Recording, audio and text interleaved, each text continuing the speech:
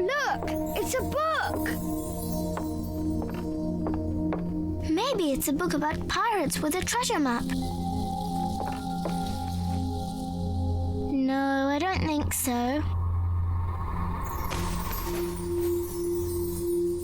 I wish that I had seen through all your lies. Oh, start from the beginning, not the middle. And so I decided to pick up my pen to relate the most disturbing episode of my life thus far. It all began early one morning in 1898 when Sherlock Holmes invited me to accompany him on a visit to the Marquis of Conyngham.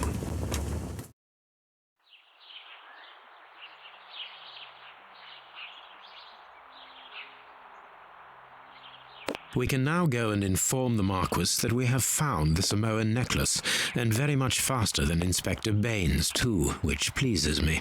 Have you really solved the theft, Holmes? And so quickly? I have indeed, Watson, and believe me, it was completely unnecessary to spread out all over London, as our friend Baines thought was best. He likes to boast that his methods are equal to mine, but once again the outcome has contradicted him. After all these years of accompanying you upon your investigations, I thought that by now I should be reasonably capable of following your train of thought. But in this particular case, I must admit that I don't understand anything at all. Ah, you see, but you do not observe, Watson. There lies the difference. It is a matter of course. A matter of course? In the middle of the night, when everyone is fast asleep, the service bell within that room rings out and alerts the servants. They dress quickly and come running, but the door is locked and there is a strong smell of burning from within. A few seconds later, the master of the house himself, the robbed Marchioness's husband, the Marquis of Conyngham, arrives and unlocks the door using the sole key. A fire has started inside the room, but they have managed to arrive in time to put it out. It is at that moment that the Marquis realizes that the famous Samoan necklace, which had been safe within its glass cabinet only a few hours earlier, has now disappeared. In order to explain, let us confirm my theory before the arrival of Inspector Baines.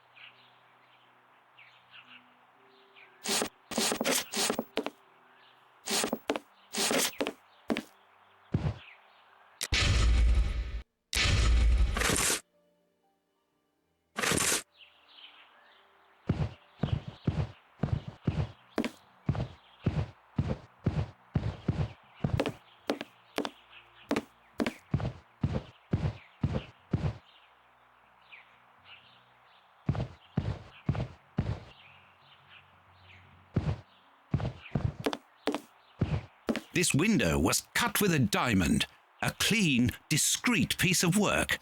This is where the necklace was. See how tiny the hole is, and not one fingerprint upon the window.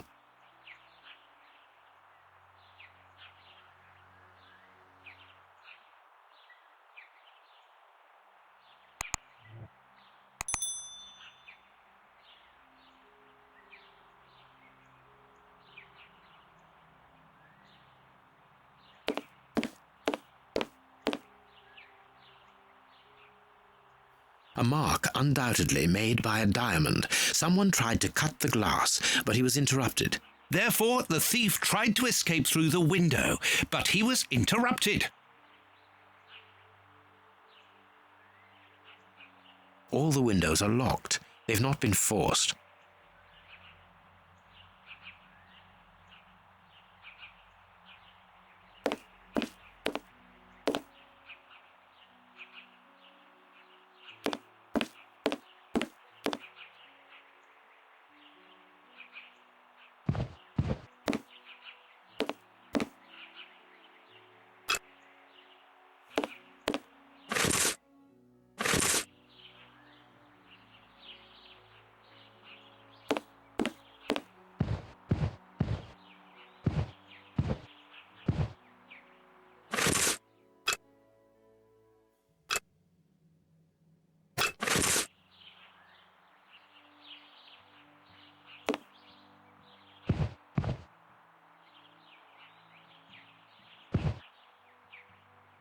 Let us examine the crumpled scores that have fallen off the piano.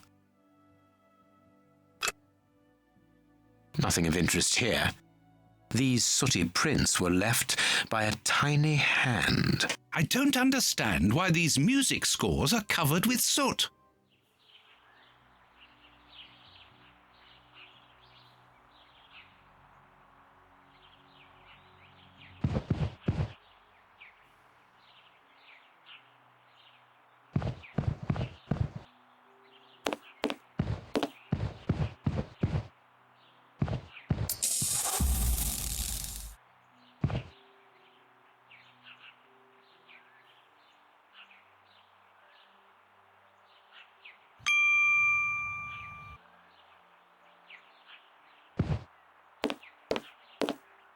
This window was cut with a diamond, a clean, discreet piece of work.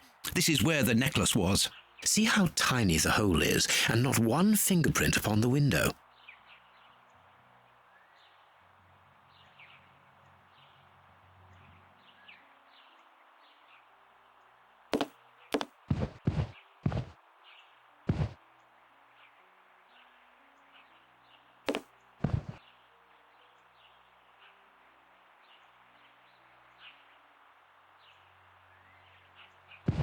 Not very well kept, this aquarium. I can see a dead fish floating on the surface. A candle. It must have fallen from the chandelier. These documents are not very interesting, even though they're addressed to the Minister of Maritime Affairs. The Marquis himself.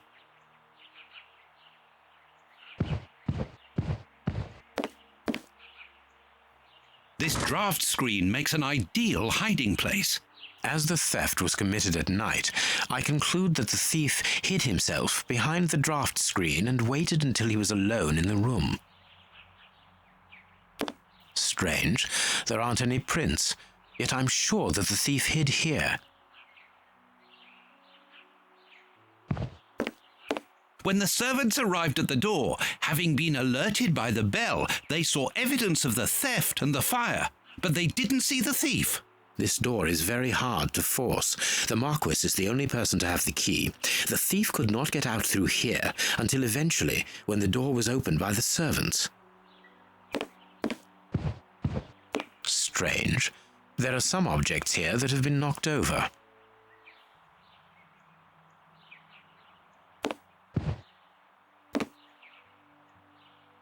Heading towards his chosen escape route, probably the window, the thief knocked over the stool, which then caught fire. But why didn't he try to put the fire out at once? Footprints. You are not going to get on your knees to examine them. There is no need. It is soot. The servants must have trodden in it while they were putting out the fire.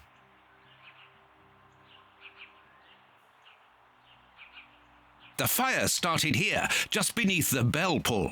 Whoever pulled the cord would have had his feet in the fire, unless it was pulled before the fire started. Ah, Mr. Holmes, you're already here. Good morning, Inspector. You've arrived just in time. Scotland Yard arrives like the cavalry, always in the nick of time. Ah, but I know that satisfied expression, Mr. Holmes. Have you already solved the case? It's possible. We have retraced the thief's rather unusual footsteps. He is a true acrobat. But what I cannot understand is that when the servants entered the room, there was no one to be seen. An acrobat, perhaps, but an invisible one? I do not think so. The only explanation is that the thief escaped before the servants arrived. I don't know how, but there is no other way. Half a point for the doctor, nil for the inspector. I am pleased to see that you find the situation amusing, Mr. Holmes. Very well then, explain. Dr. Watson was correct when he mentioned acrobatics, but he is mistaken about the nature of the acrobat. As for you, Baines, you're quite incorrect, as the thief was in the room when the servants entered. Explain, for heaven's sake, Mr. Holmes. Watson, how could a thief be missed in the middle of 8 men? I don't know. Because he is very small? Stop teasing us, Holmes. Exactly, because he is small and remarkably agile. You're thinking of a monkey? And a trained monkey at that. Without a doubt, a Leontopithecus rosalia from Central America. The animal had been hidden inside the room for several hours, calmly awaiting the signal from his master. Once night had fallen and the room was empty, a high-frequency whistle alerted the monkey that it was time to begin the procedure for which he had been trained. The monkey emerged from his hiding place and used the point of a diamond to open the glass cabinet and steal the necklace. He headed across to the window by the chimney, but knocked over the stool, which in turn knocked aside the fire guard and started the fire. The frightened monkey jumped from the chimney by swinging from the bell pull, thus alerting the house servants. He then went to the window and began to use his diamond to cut a hole, but was interrupted by the staff trying to gain entry via the door, and he panicked again. He ran across the piano, scattering the music scores onto the floor, before hiding inside the chandelier, knocking over a candle. Finally, the servants and the Marquis entered the room, leaving the door open while they put out the fire. It was during the confusion that our agile little thief made his escape through the doorway. As simple as that. A brilliant explanation! Bravo, Holmes! And the necklace? I can see it from here, my friends. It's right in front of us. We have searched the room from top to bottom, Holmes. How were we unable to find it? Because we paid insufficient attention to the only victim of this affair. What victim? No one is dead? Yes, Watson, a poor goldfish whose destiny was to die, crushed by one of the most precious necklaces in England. The aquarium is just beneath the chandelier. I understand. The little monkey had likely hung the necklace around its neck and lost it when he leapt from the chandelier. The jewels fell into the aquarium, where they remain now.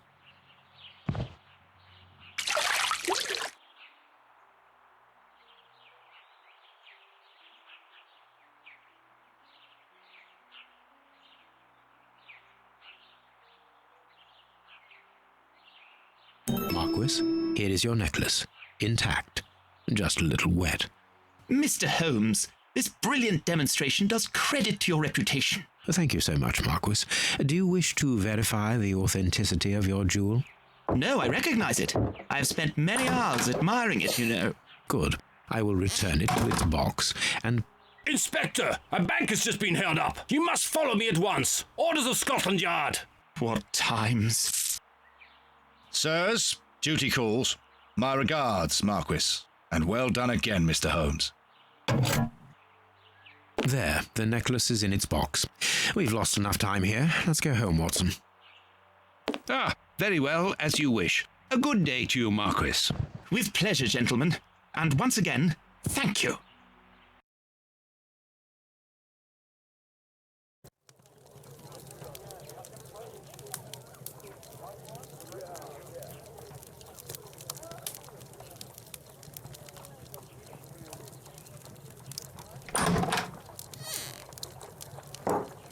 This morning's newspaper. Holmes, have you read this article about you? No, Watson, not yet, and I won't have time to. Read it before you leave. It's outrageous. If you insist.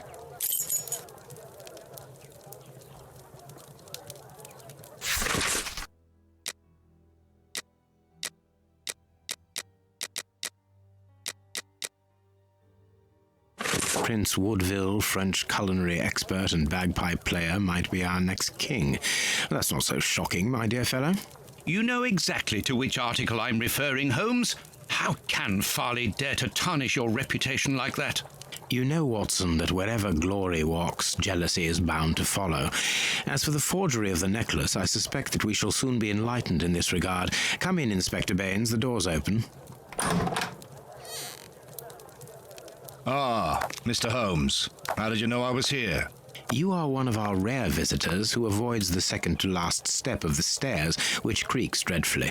And if I add the clinking of the handcuffs at your belt, to what do we owe the pleasure of your visit, Inspector? Have you read that rag?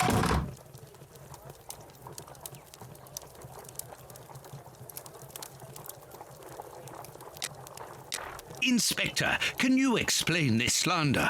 Has the necklace of the Samoas really been replaced by a fake? I don't know how the reporter got hold of the information, but it's true. About the necklace, of course. I wouldn't permit myself to question the integrity and honesty of Mr. Holmes. The necklace is a forgery? Impossible! I saw the Marquis authenticated before my very eyes, before Holmes returned it to its place. Mr. Holmes, the Marquis believes Osmond Farley's theory. I shouldn't be surprised if the reporter isn't behind all this slander about you. He's a freelancer, well known for his explosive and subjective articles. In any case, the Marquis assures us that you were the last person to have the necklace in your hands. Let's return to the Marquis's house, Holmes. I'm sure that we'll have no trouble in taking apart this theory. It is unnecessary. Such allegations collapse on their own, like one of Mrs. Hudson's soufflés. Let us leave the police to solve this problem and turn our attention to the matters in hand. Perhaps you are right, Holmes.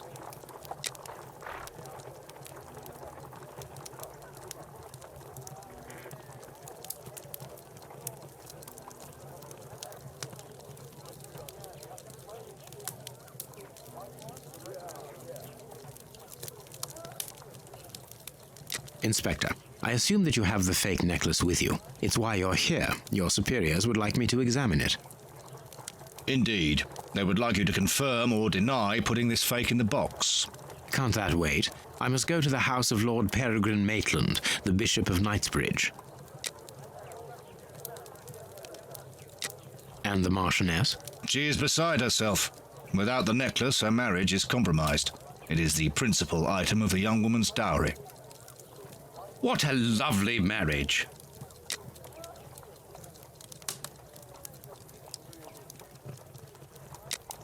Holmes, forgive me for insisting, but don't you want to examine the fake jewellery? Watson, I have an appointment, and it's out of the question that I arrive late. It will only take you a couple of minutes. You really must quell the suspicions put forward in this appalling article.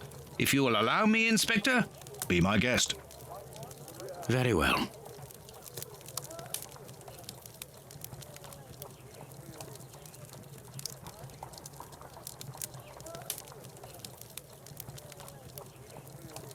What do you think, Holmes?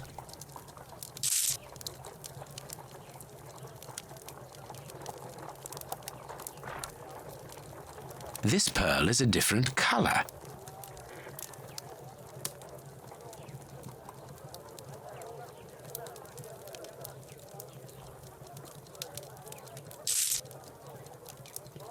These 3 pearls are of poor quality.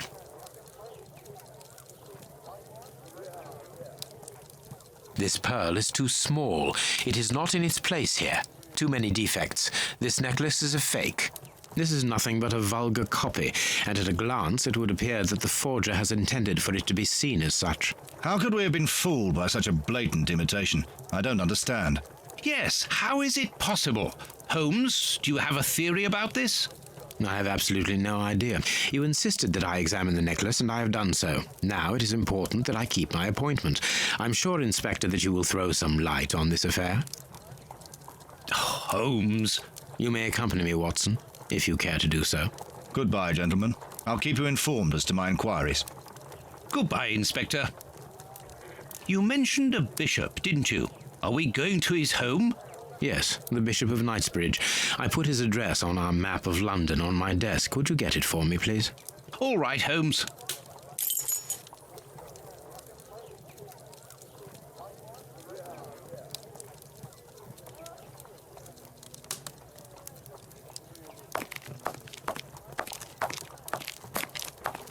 I have found your map.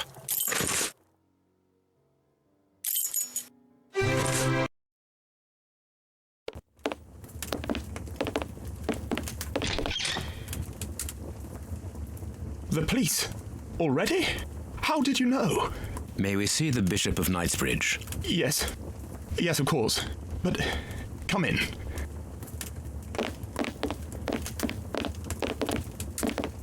What has happened, Reverend? What? I don't know. It was last night, I think. I only just arrived, and I have made this macabre discovery.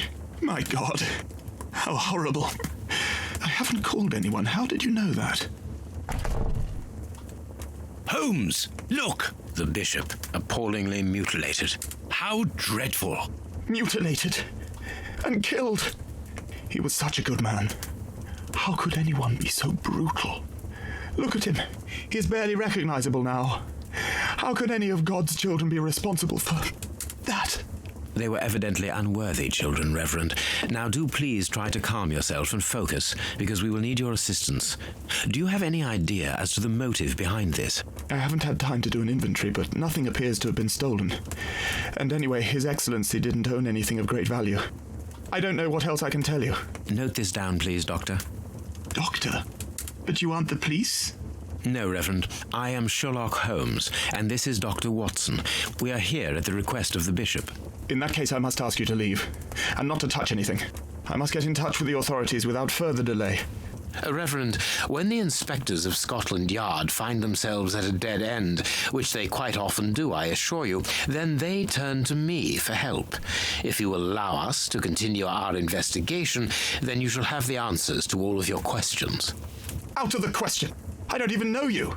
I'm going to call the police, whether you like it or not. It would be better for everyone, Reverend, if you kept your temper. Watson, are you taking notes? This affair promises to be a complex one. Therefore, we must not overlook the slightest detail. Yes, Holmes, I am keeping a meticulous set of notes. I have created a very clever deduction board. One thing we can be sure of at the moment is that this crime was not for gain. The Reverend has informed us that nothing valuable was stolen, and indeed, it would seem that the bishop had nothing of any worth to take. Very good, Watson. Do continue.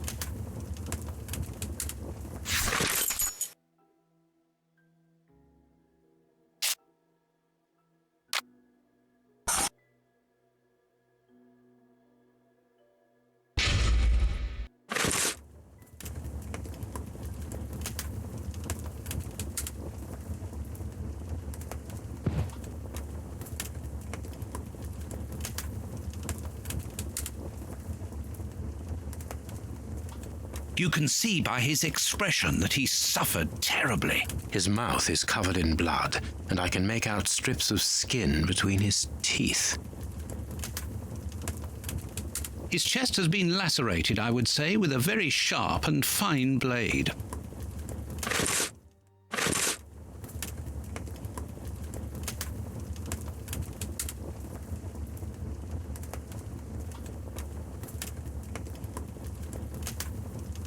The fingers have been crushed and violently struck.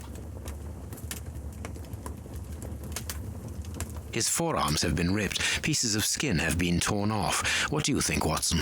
I'd say that he was eaten alive. Yet I've noticed a curious degeneration of the skin tissue around the wounds. My dear friend, everything points to this man having gnawed at his own forearms. That's unbelievable, Holmes. A piece of rope that was used to tie up that poor man.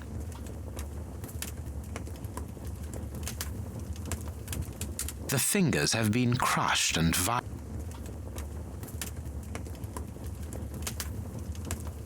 his forearms have... His stomach is covered in scratches. Quite evidently, they weren't made recently. So, these wounds were not made by his murderers.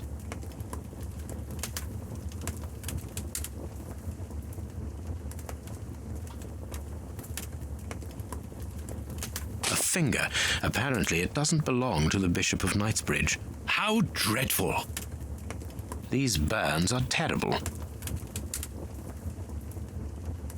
This poor man was tied just below the knees. To stop him from walking, certainly, but mostly to free his feet. His feet have been burned. My first impression is that he wears a size 9 shoe. You? But what does it matter, Holmes? My God, Holmes, this man was horribly tortured. Something is missing here. Oh, yes? And what might that be? His shoes. Watson, his shoes are missing.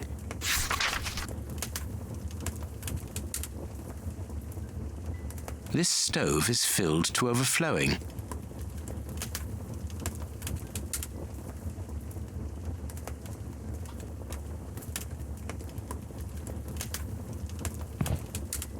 A broken bottle of whiskey. However, the Bishop of Knightsbridge was known for his sobriety. A broken phial and blood near the neck. What a strange smell. Phew, chemical components, I think.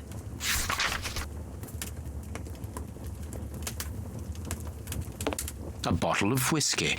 I can make out fingerprints stained with blood and dirt. It would seem that the brutes who tortured the bishop to death were intoxicated with alcohol. A bottle of whiskey. There is blood on this paperweight.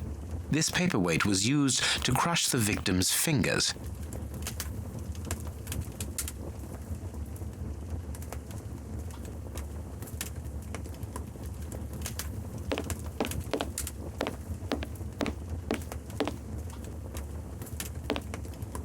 The picture of Peregrine Maitland, commander of the infantry brigade of Her Majesty's Guards at Waterloo. The Bishop of Knightsbridge has the same name as his ancestor, an illustrious family.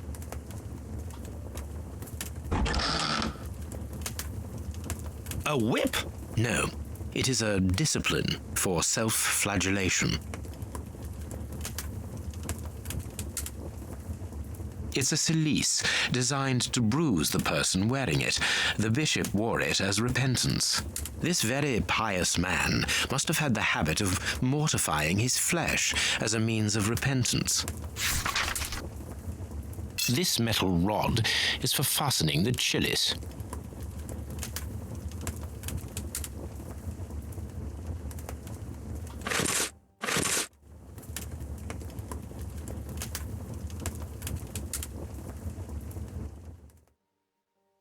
These traces reveal that the thieves tried to open this chest. Reverend, I'm missing something, an implement with which to open this chest. Could you tell me where to find it? No, go to the devil! What are you afraid of, Reverend? What is inside the chest? I'm not afraid of anything. In fact, I do have the necessary implements, but if I have to give them to anyone, it will be to a representative of the law and no one else.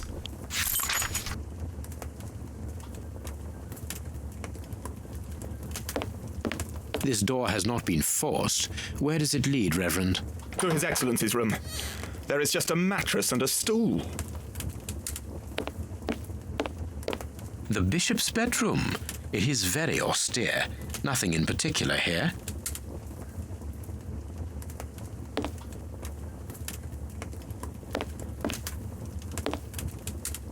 Closed. The veranda door hasn't been forced. Strange. Reverend, might I have the key? No! You have no authority here. Let me call the police. Perhaps we should listen to him, Holmes. Perhaps you should let me get on with this, Watson.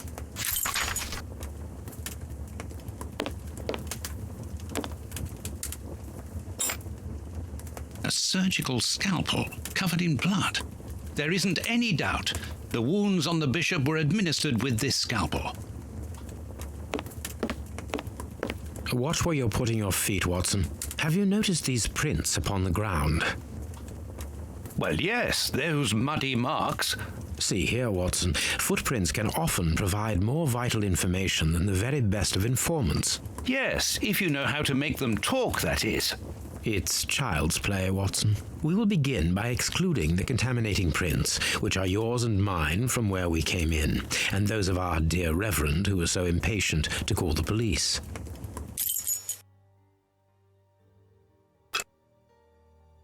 A fragment of stone. Peculiar. Hobnail boots like those worn by labourers. Well-worn shoes with an odd pattern on the soles. This print came from an expensive pair of shoes, and it seems recent. It is not a labourer's shoe. Hobnail boots like those worn by labourers. Hobnail boots like those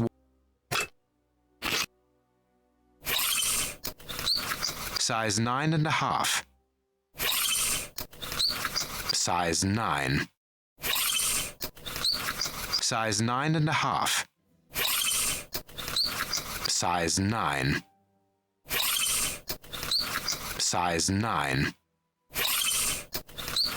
Size 9.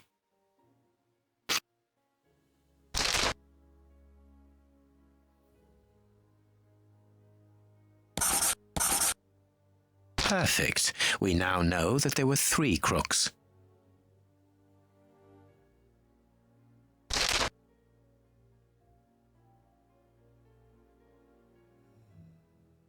Strange but true. One of the crooks was wearing a different pair of shoes when he left here. Therefore, we have 3 men who came in and left again, but one of them was wearing a different pair of shoes from the ones which he came in with. So, all we have to do is look for a workman who likes Italian shoes.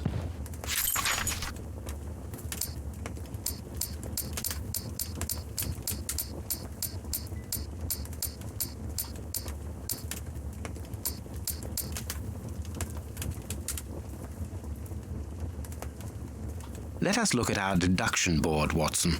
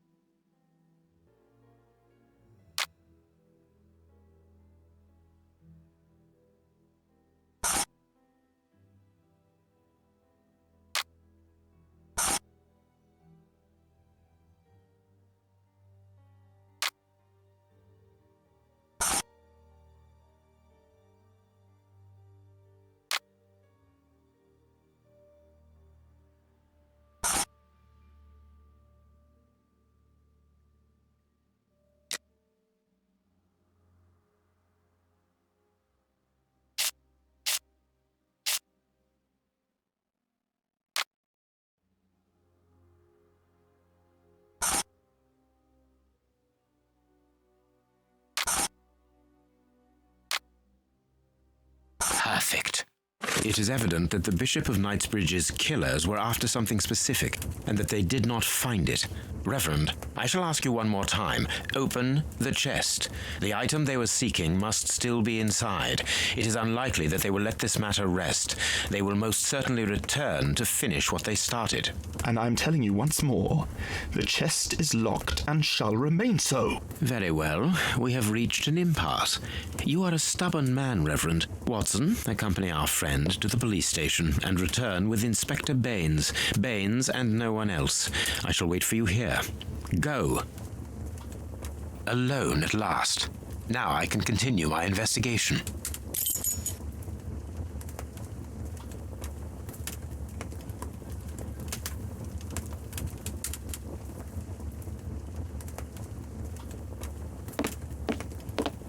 This lock should be easy to pick. Let's see. This lock should be easy to pick. This lock should be easy to pick. Let's see.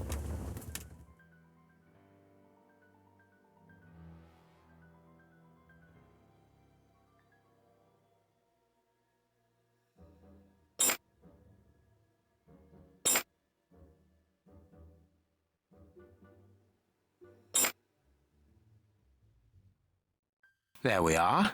It is simplicity itself. There isn't anything much in this room. It must be used as a reading or meditation room. An ink stain, quite fresh. This stain is just on the edge of the rug. Let's see. There is nothing on the floor, yet the ink must have soaked through the rug. An ink stain. An ink stain. This inkwell was tipped over recently. The ink stain on the floor comes from the ink on the rug, but they are not in the same place. Someone has moved the rug recently.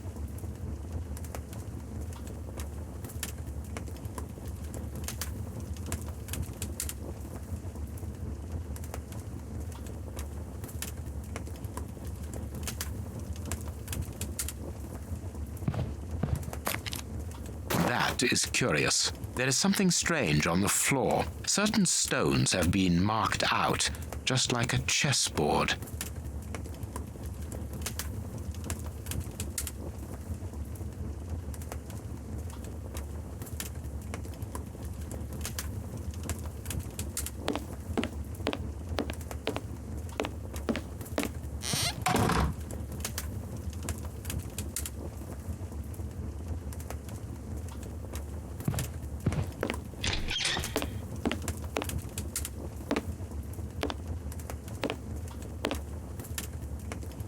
Apparently, someone wanted to hide this statue.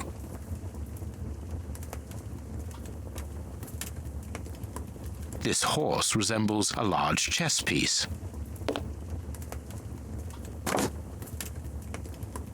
There is a message underneath this statue. Let's see.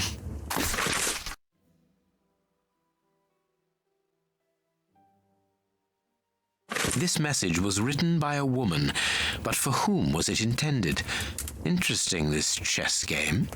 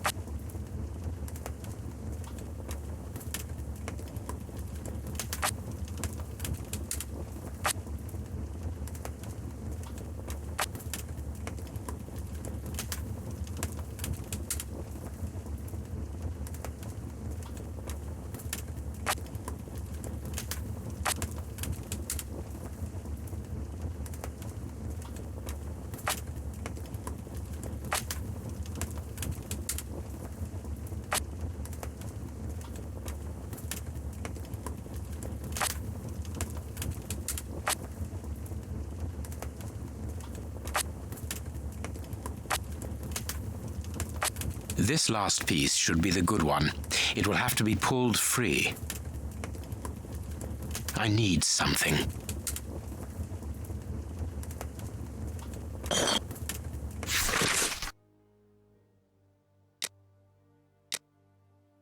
A packet of letters addressed to the Reverend. They were written by a woman who mentions his illegitimate children. Their affair isn't official. Perfect. I have you now, my wayward Reverend.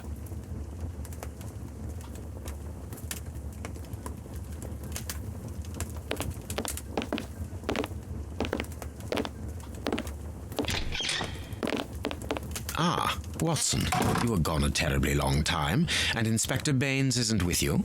I'm afraid not, Holmes. We were unable to find him. Dr. Watson would not allow me to contact any inspector other than this Baines. What manners! I am a man of the church. My dear Reverend, I notice that you are a chess lover. I trust you will excuse me, but I am never able to resist the appeal of a half-finished game. You are an expert at chess. Very well, then. What do you want now? As you might have guessed, resolving your small chess problem has allowed me to discover some very interesting letters. Letters? What do they say? Reverend, why hide these letters here and run the risk of the bishop finding them? Holmes, what's in the letters? Not now, Watson. Where else could I have hidden them? My own chambers are too austere. They could offer no cover. I knew, however, that His Excellency, may he rest in peace, would not notice my game. The contents of the Bishop of Knightsbridge's chest interest me greatly. Give me the elements you hold, Reverend. Out of the question. I am a gentleman, and it would distress me to be obliged to pass this correspondence across to your superiors. Holmes, I know that the end justifies the means, but allow me to express some reservations about how you are proceeding. You say you're a gentleman, but I hear nothing but the words of a blackmailer. The stems that you are looking for are scattered about this room. Manage by yourself.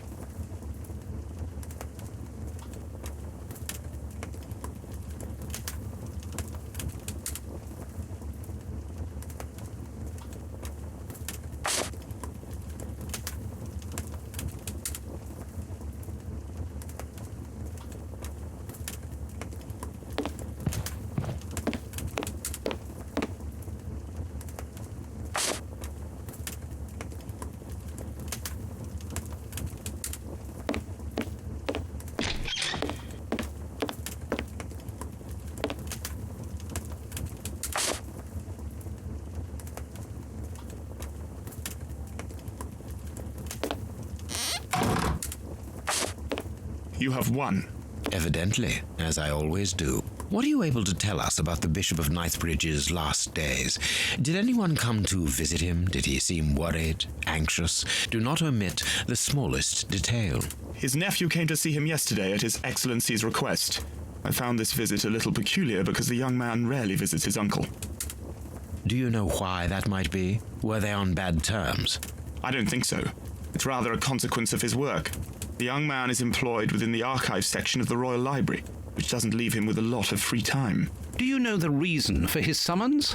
No, but the conversation was very heated. It only lasted for a few minutes and ended with the nephew in a terrible rage. Interesting. I've answered your questions. Will you now let me contact the authorities? I'm afraid not, Reverend. Not just yet. All right, now we can open the safe.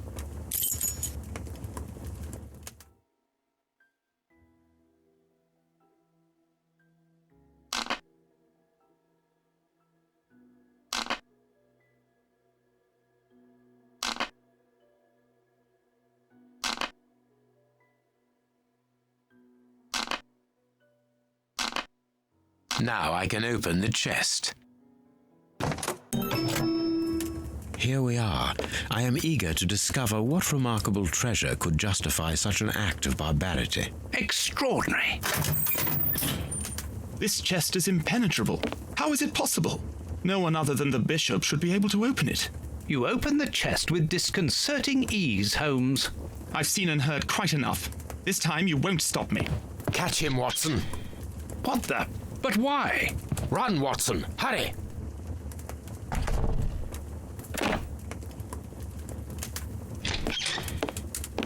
He's escaped.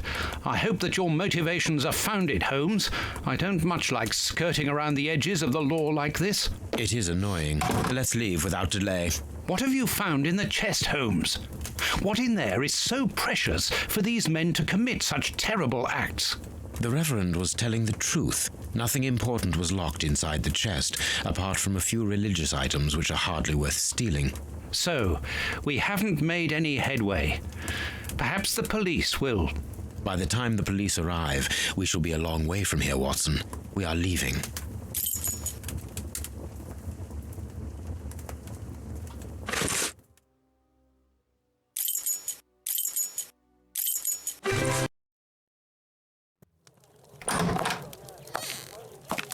We have crossed London at a breakneck speed. We could have knocked someone over, and naturally I had to pay the cabbie out of my own pocket. Watson, stop complaining. We have to analyze the clues found at the bishop's house.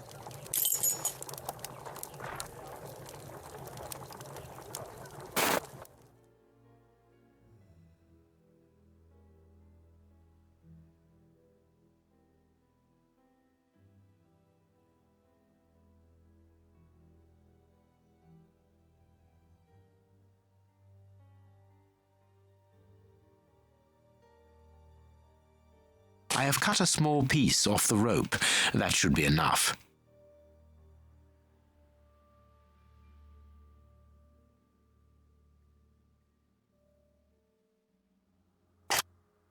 A lot of fragments of black stone are wedged into this rope.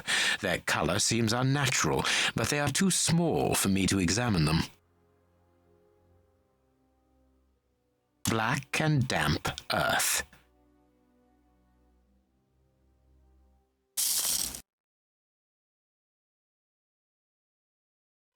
This rope is only worn on one side. This fragment of stone is very smooth, and it seems to be of a peculiar quality. I shall have to strip it with one of my products.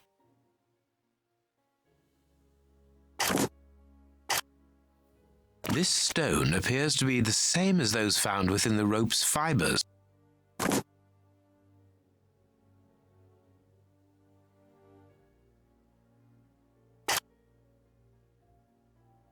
This stone is granite, covered in black paint. The fragments found in the rope and this piece of granite come from the same place. There is something written on this scalpel. I should clean it.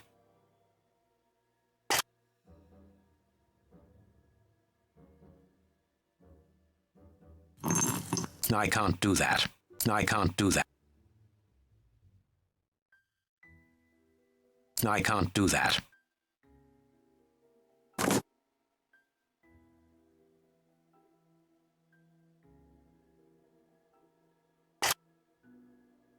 Ah, I can make out WCCH. What do the initials stand for? How many hospitals are there in the Whitechapel area, Watson? If we count public dispensaries, enough to keep us busy for an entire month. Did this scalpel come from a hospital? Yes, as the initials WCCH engraved upon it show us.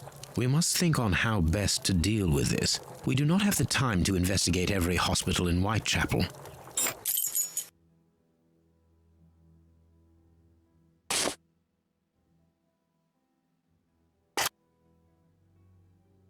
Black and damp earth under the nail. Interesting. I must compare the samples of earth that I found. Tooth marks, rather deep ones, I'd say of incisors, and a canine.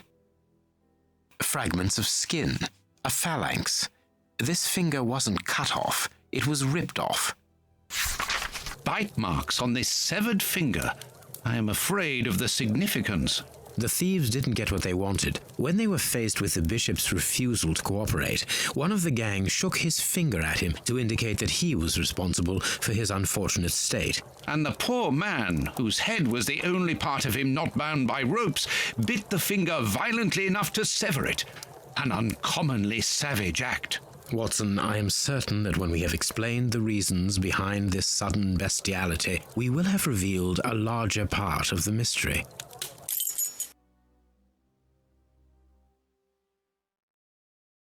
I must compare the samples of earth that I found.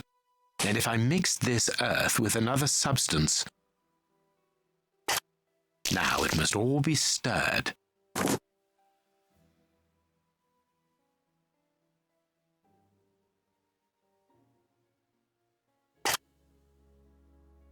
The samples of earth taken from beneath the fingernail and from the ropes originate from the same place. How do you know? It took just a little water to analyze the consistency. The soil has retained its moisture, even though there hasn't been rain in London for over a week. This soil could come from the bank of a river, or somewhere where the evaporation is slower. A mine, perhaps, or a trench. The banks of the Thames are clay soil, unlike our samples, so we can rule that out. The nearest mines are 12 miles away, so I would rule that out also. I would therefore conclude your last theory to be nearer the mark. A trench? A pit. Watson, bring me your register of the London hospitals. Studying the scalpel has given you an idea, then? Indeed. I'll get it.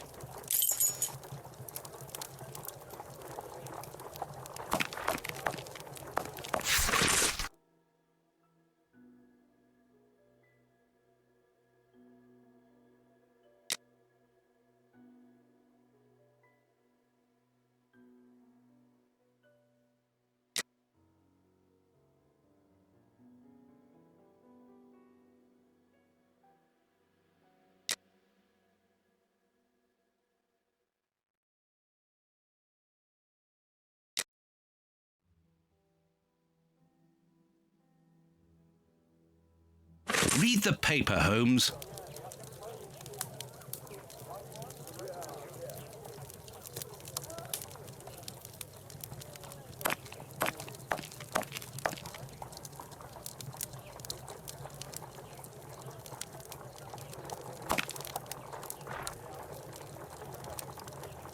General practitioner? That won't be of any use to me. Hospitals and dispensaries in London. I have found my book, Holmes. Good. Put it on the work table, will you?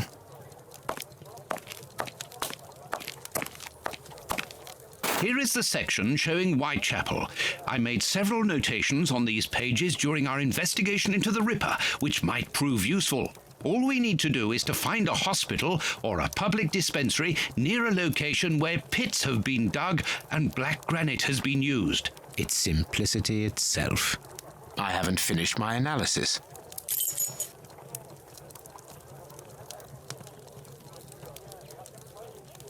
I need something.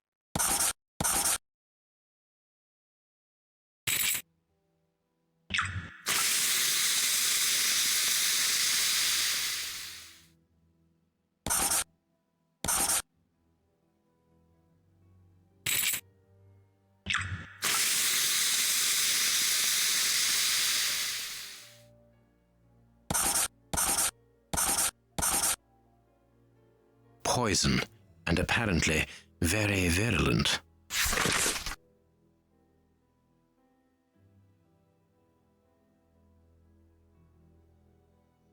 Poison. Discreet, efficient, and only detectable via a thorough post-mortem. Have you been able to isolate the active components, Holmes? Not with any certainty. This toxic substance surpasses my own knowledge in the field. It is without doubt the work of an expert chemist. A chemist and a criminal. As you say, please find my monograph on poisoners of the last 30 years.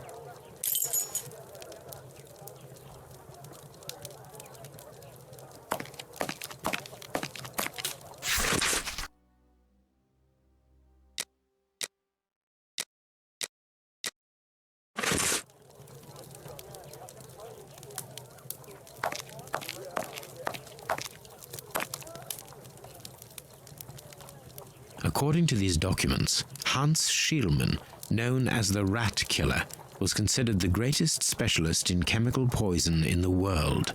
Is he at liberty? Happily, no. He has been held in the high-security wing of London's Westgate prison for many years now. Then he cannot be the one who concocted the poison. Don't dismiss him too quickly, Watson. According to Scotland Yard, the man is exceptionally intelligent. For the greatest criminals, prison is but a mere obstacle. Let's plan a little visit to see Mr. Schielmann tomorrow. I haven't finished my analysis.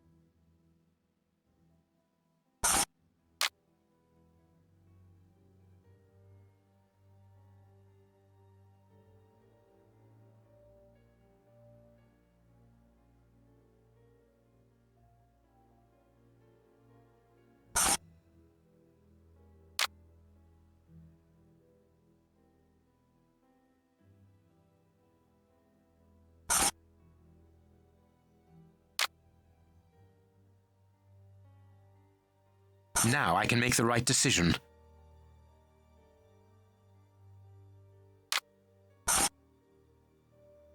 I haven't finished my analysis.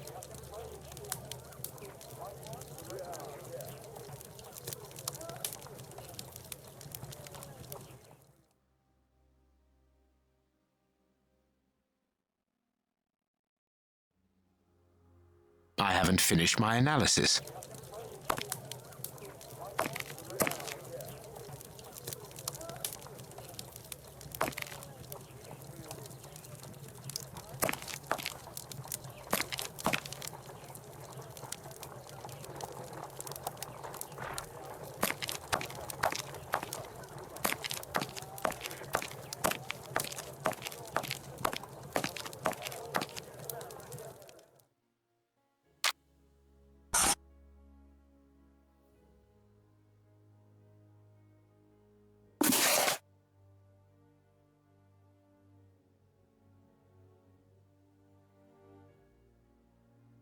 The public dispensary number 4661. It's just opposite the Whitechapel Street Cemetery. Yes, Watson. The murderer with the missing finger must work in the cemetery, or at least visit it. He could have taken a rope, one of the type they use to lower the coffins into the graves. The granite is minute particles of tombstone. And he only had to cross the road to steal a scalpel from the dispensary opposite. Let us look at our deduction board, Watson.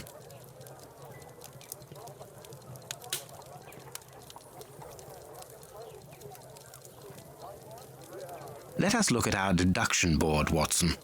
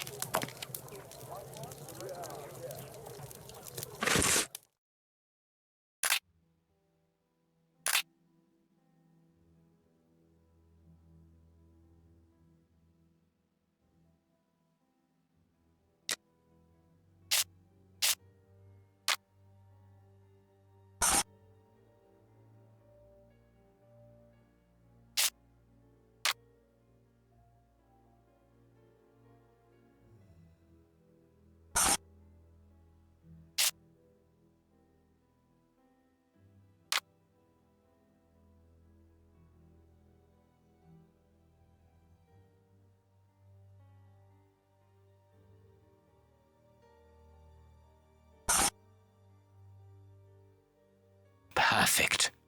Well done, Watson. Our board is finished. It confirms that the bishop's murderers work for one person, who, amongst other things, possesses a very sophisticated poison. They therefore act for someone more educated than themselves. You remember Wiggins and his gang, the Baker Street Irregulars? Yes, the street urchins, whom you employ upon occasion, and Wiggins is their leader. Yes. Well, I have hired their services again. I have instructed them to find out the address of the bishop's nephew. I think he's here.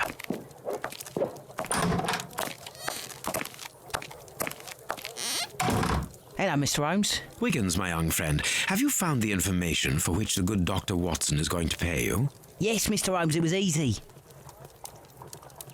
Very well, I understand. Here are a few pennies.